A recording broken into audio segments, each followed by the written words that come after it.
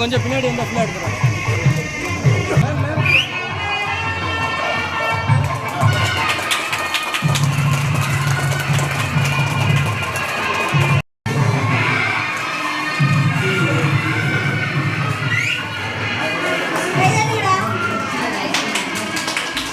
சைடில் வாங்க. என்ன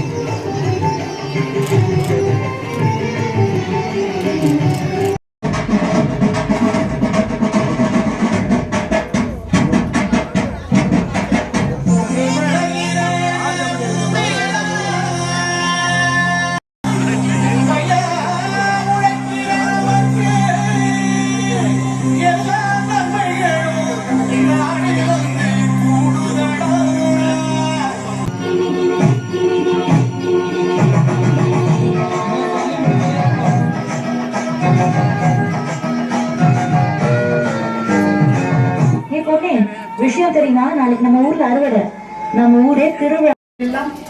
ஒரு 25 குழந்தைகள் அதிகபட்சமாக தொடக்க பள்ளிகளில் 25 தான் ஸ்ட்ரென்த் இருக்கும்.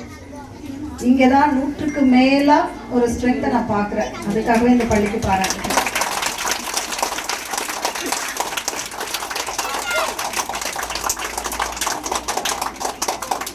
25, 15 அப்படி பார்க்கும்போது இந்த பள்ளிக்கு நாம என்ன செய்து விட முடியும்?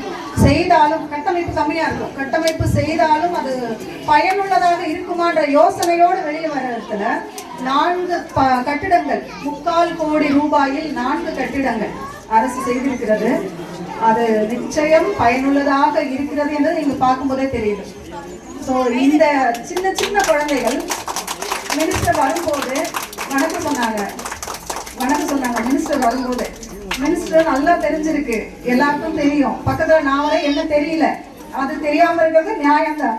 ஆனா மினிஸ்டர் தெரிஞ்சது இல்லாம பேர் தெரிஞ்சது ஒரு பேர் சொல்லும் பிள்ளைகளை உருவாக்கி இருக்கிறீங்க சார். இத்தனை குழந்தைகள் உங்கள் பெயரை பெருமையோடு சொல்லும் போது மகிழ்ச்சியா இருக்கிறது. இத்தனை பெருமைக்கும் உரித்தான மாண்புமிகு கூட்டுறவுத்துறை அமைச்சர் அவர்களை வணங்கி இங்குள்ள மக்கள் மகிழ்ச்சியா இருக்கு. இப்படி ஒரு ஸ்கூல்ல ஒரு 4 கட்டிடங்கள் 3/4 கோடி ரூபாயில ஒரு பயனுள்ள வகையில் செலவழிக்கப்பட்டிருக்கிறது. சென்ற வாரம் ஒரு பள்ளிக்கு நான் ஆய்வுக்காக போயிருந்த போது குழந்தைக்கு ஒரு டிக்டேஷன் ஒரு வேர்டு சொல்லும் போது 4ஆம் வகுப்பு படிக்கும் குழந்தைகள் கவனிக்கணும். 4ஆம் வகுப்பு படிக்கும் குழந்தைக்கு வைகை அப்படின்றத எழுத சொன்னப்ப குழந்தையால எழுத முடியல, குழந்தைக்கு எழுத தெரியல. நாங்கெல்லாம் படிக்கிற காலத்துல தமிழ் புத்தகத்தினுடைய பின்னாடி பக்கத்துல கண்டிப்பா உயிர் எழுத்தும் மெய் எழுத்தும் உயிர்மெய் எழுத்துக்களும் இருக்கும். அந்த பெரிய அட்டவணை இருக்கும். ஆஸ் அ ரெடி ரெக்கனர் அப்படியே திருப்பி பார்த்து தெரிஞ்சுக்கிறதுக்காக இருக்கும். 5ஆம் வகுப்புக்கு பிறகும் கூட அந்த மாதிரி புத்தகங்கள் இருந்ததை நான் பார்த்தேன். உடனே 4ஆம் வகுப்பு தானே, அந்த புத்தகத்தை திருப்பி பார்க்கும்போது இல்ல, சொற்கள் மட்டுமே இருந்தன, எழுத்துக்கள் இல்லை புத்தகத்தில். அங்க ஹெச்எம் கிட்ட நான் சொல்லிட்டு வந்தேன், குழந்தைகளுக்கு போர்டுல எழுதி போட்டா அதை பார்த்து காப்பி பண்ணதான் தெரியுது. 4ஆம் வகுப்பு படிக்கிற குழந்தையா இருந்தாலும் தமிழே முழுமையாக எழுத தெரியாத போது அட்லீஸ்ட் இந்த போர்டுல வேற எல்லாமோ படம் வரைஞ்சி வச்சிருக்கிறீங்க, ஒரு தமிழ் எழுத்துக்கள் முழுமையாக வாங்கி ஒட்டியாவது விடுங்கன்னு சொல்லிட்டு வந்தேன். அதுதான் உள்ள நுழைஞ்ச உடனே I was searching for it. அந்த ஃபர்ஸ்ட் ரூம்ல ரொம்ப மகிழ்ச்சிக்குரிய விஷயமாக வாய்ப்பாடு இருந்தது. தமிழ் எழுத்துக்கள் முழுமையாக அங்க பெயிண்ட்ல பண்ணியிருக்கிறாங்க. வரவேற்கத்தக்க ஒரு விஷயம். முதலமைச்சர் அண்ணன் தளபதி அவர்களுடைய தலைமையிலான இந்த அரசு பொறுப்பேற்று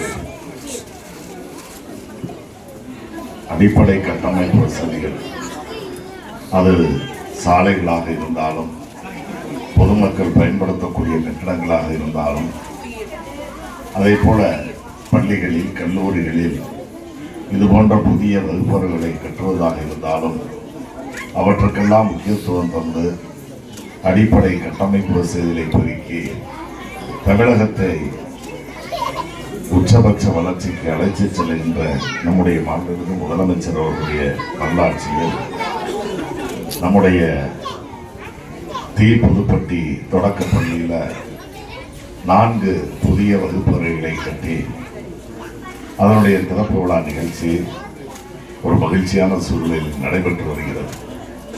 அத்தகைய நல்ல நிகழ்ச்சிக்கு தலைமையேற்று எனக்கு முன்னர் இன்றைய தினம் தீப்பொதி பட்டியில் நடைபெறுகின்ற இந்த நல்ல நிகழ்ச்சியில் கலந்து கொண்டு உங்களையெல்லாம் சந்தித்து உங்களிடத்தில் உரையாற்றுகின்ற இந்த பள்ளியின் கட்டிடங்களை திறந்து வைக்கின்ற வாய்ப்பினை பெற்றமைக்காக நான் மற்றற்ற மகிழ்ச்சி அடைகிறேன். அத்தகைய ஒரு நல்ல வாய்ப்பை எனக்கு உருவாக்கி தந்தது நம்முடைய மாண்புமிகு தமிழ்நாட்டின் முதலமைச்சர் அண்ணன் தளபதி அவர்களும், அதே போல திருப்பத்தூர் தொகுதியின் வாக்காளர் பெருமக்களாகிய நீங்களும் தான் என்பதை பொதுமக்களாகிய நீங்களும் தான் என்பதை நான் மறக்க மாட்டேன். அந்த அடிப்படையில் மீண்டும் ஒரு முறை உங்களுக்கு என்னுடைய நன்றியை நான் உரித்தாக்கிக் கொள்கிறேன்.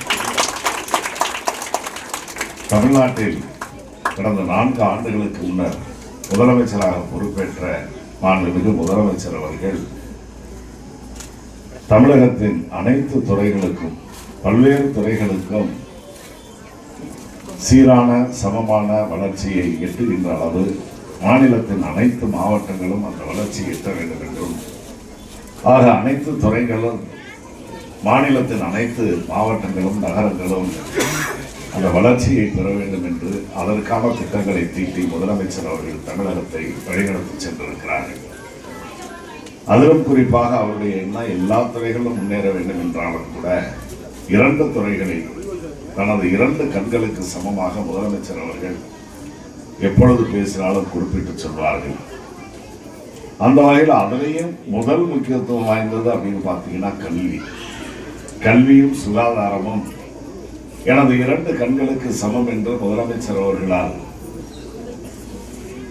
அடிக்கடி சொல்லப்படுகின்ற அந்த வார்த்தைகள், அது வார்த்தைகள் அளவில் மட்டுமல்ல செயலிலும் அதை செய்து காட்டுகின்ற முதலமைச்சராக நம்முடைய முதலமைச்சர் அவர்கள் விளங்கி வருகிறார்கள். நிகழ்ச்சி இனிதே துவங்க உள்ளது. நிகழ்ச்சியின் துவக்கமாக தமிழ் தாய் வாழ்த்து அனைவரும் எழுந்து நின்று ஒருங்கிணைந்து பாடுபடி அன்புடன் கேட்டுக்கொள்கிறோம்.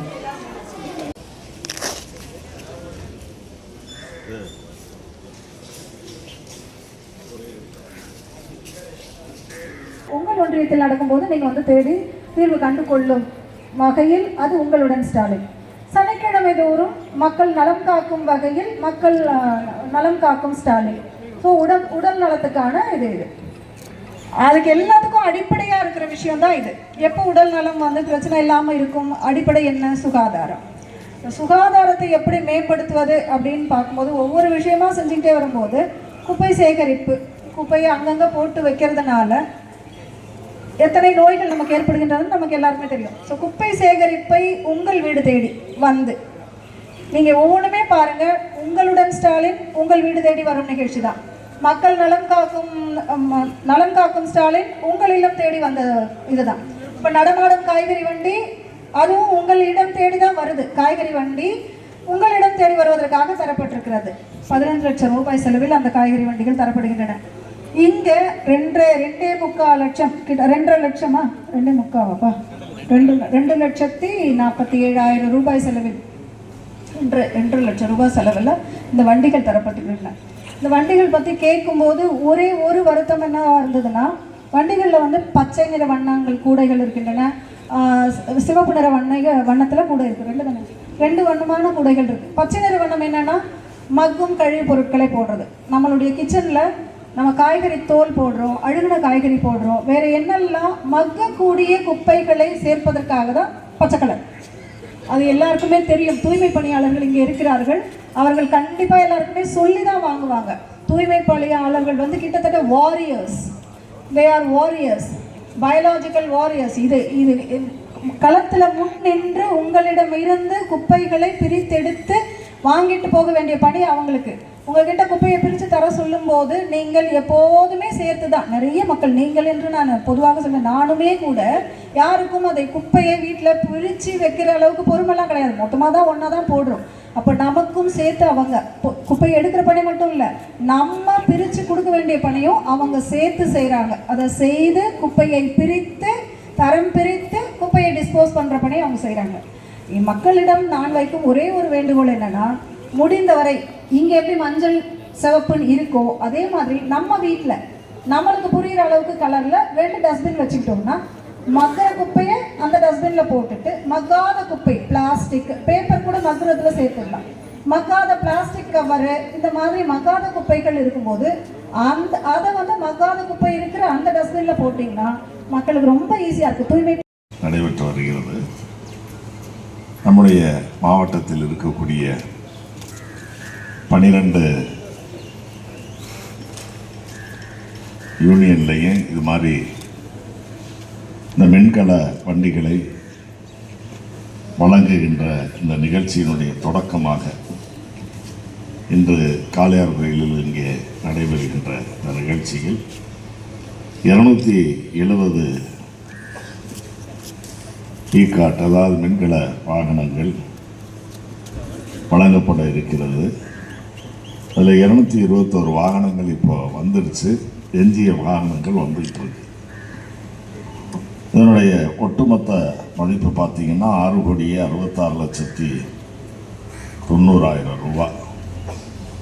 சற்றப்ப 7 கோடி ரூபாய் மதிப்பிலான குப்பை அள்ளுகின்ற வாகனங்கள் ஊரக வளர்ச்சித்துறையின் சார்பில் நம்முடைய மாவட்டத்திற்கு வழங்கப்படுகிறது. அதை ஒட்டுமொத்தமாக 12 ஒன்றியத்தில் ஏதாவது ஒரு ஒன்றியத்தில் இந்த நிகழ்ச்சியை நடத்தலாம் என்று எண்ணிய நேரத்தில் அதை காளையார்களில் ஒன்றிய அலுவலகத்தில் ஊராட்சி ஒன்றிய அலுவலகத்தில் அதை வைத்துக் கொள்ளலாம் என்று நடைபெறுகின்ற இந்த நல்ல நிகழ்ச்சியில் காளையார்களில் ஊராட்சி ஒன்றிய அலுவலக வளாகத்தில் நடைபெறுகின்ற இந்த நல்ல நிகழ்ச்சியில் கலந்து கொண்டு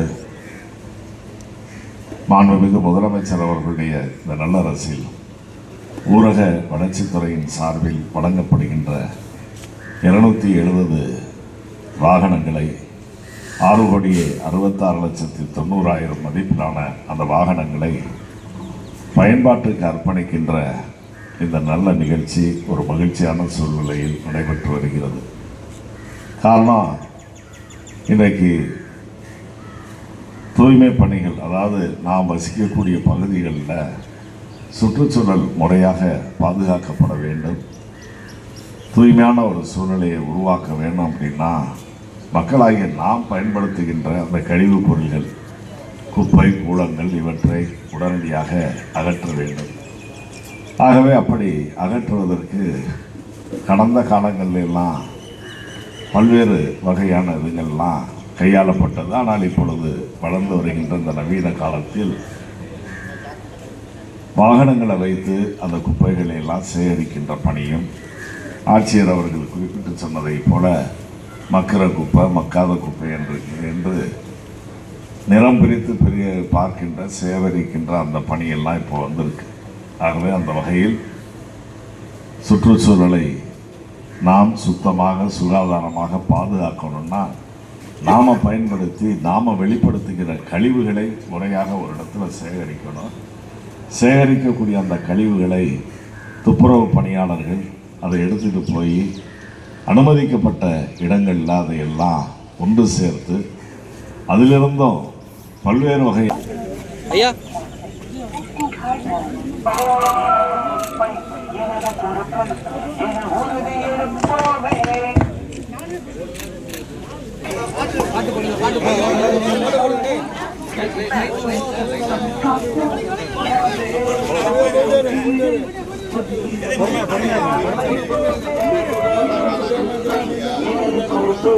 என உறுதி எடுப்போமே இளைய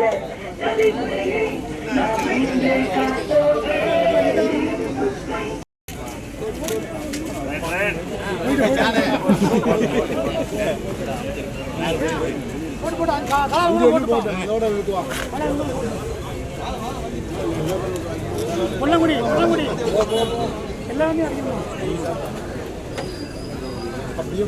கொல்லங்குடி தண்ணி இருக்கா